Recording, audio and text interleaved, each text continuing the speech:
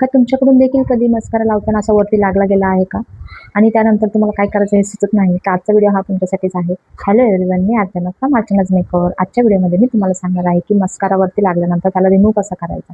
तर त्यासाठी आपल्याला जे वरती लागलेला मस्कारा आहे त्याला पूर्ण वाळू द्यायचा आहे आणि त्यानंतर एक सोली ब्रश घेऊन अशा पद्धतीने रिमूव्ह करायचा आहे.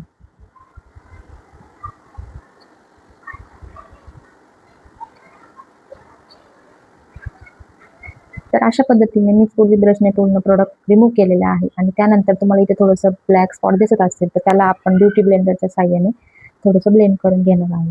कारण की आपल्या ब्युटी ब्लेंडरमध्ये थोडंसं फाउंडेशन असतं, त्यामुळे त्यानेच मी ब्लेंड करणार आहे.